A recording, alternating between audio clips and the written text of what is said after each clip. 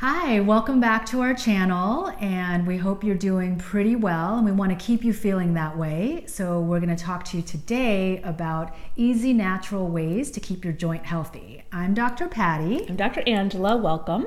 Welcome back. So first of all, in terms of talking about joint health, we've got to think about what's going on. Is it a kind of wear and tear kind of issue that's happening, or is it an inflammatory process? Because different things will help different kinds of joint issues. So if it's a wear and tear kind of joint issue, there's a lot of natural remedies that are very effective. And so we're going to tell you some of our favorite things that we've seen clinically work very well. So we want to think about building up tissue. So from a dietary standpoint, things that help make more collagen. So bone broth is a super easy food that helps make more collagen. Absolutely. And you can make your own, or now there's wonderful bone broth products on the market. Yeah, so Epic makes some great ones. Wonderful. And sometimes different butcher shops will actually sell bone broth. Here in Los Angeles, there's a great place called Bel Campo that sells wonderful high quality proteins, and they sell delicious bone broth. So if you don't feel like making it, you can always buy some. Yep.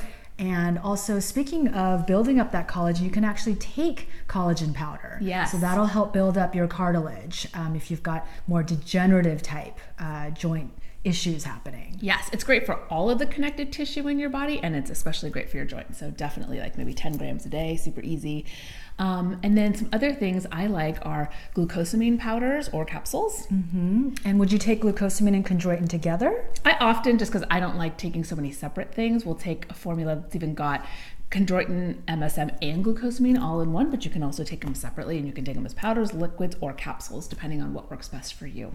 And I don't know about you and your patients, but it does take a little bit of time for the glucosamine to build up and start producing that collagen and cartilage. So we recommend, or at least with my patients, I have found that you got to take it for at least a good 6 weeks before you'll start to really notice a difference. So stick with it. It's not going to be one of those things where you just take one pill and suddenly your joints are feeling great. Yeah, I think that's a great, thing to think about also. And another one that's also super helpful for the joints is HLA or Hyaluronic Acid. And so I, a lot of times, will prescribe things that are like connective tissue formulas for hair and nails and skin, but it's also great for the joints. So I can get them all in one formula too a lot of times, because I don't like taking separate things. But so those are great joint builders. What about if there's inflammation going on? Sure. So if you've got degenerative joint issues where your joints are breaking down, the ones we just mentioned are great. But if you have inflammation in the joints, turmeric is a great herb to take to lower that inflammation, or curcumin is the more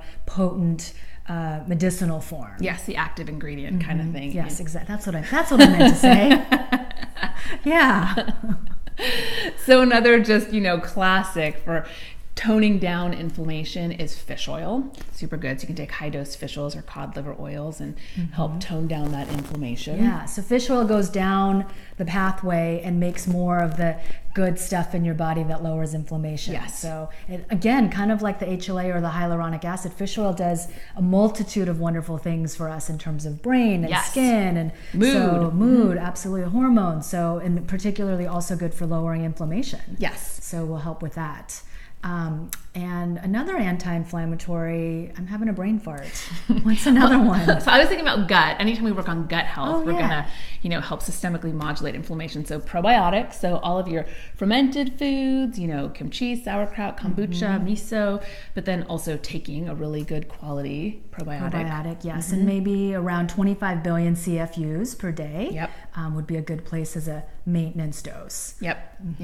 And then the other kind of classic avenue is like the proteolytic enzymes. So the key with this one is you do not take them with meals. Sometimes people get confused and they're like taking proteolytic enzymes with meals, but then you're just going to digest the protein in your food, and you want to use them away from food to help with joint pain or inflammation systemically. So 20 minutes before a meal, 2 hours after. So a common one is one called bromelain. It actually comes from pineapple, and as Dr. Angela mentioned, it is an enzyme. So if you take it with food, it helps digest food, but if you take it away from meals, it works as an anti-inflammatory. Yep. So I think that's a pretty terrific list to help you with both kinds of joint health, whether it's an inflammatory change or, degenerative change. Also, one thing kind of backing up is just thinking about in your diet, if you're eating inflammatory foods to, correct that. So that would be things like sugar or dairy, If things are allergic to alcohol, it's a really good one. Yeah. And we'll do a separate video, a longer video on actually maybe going into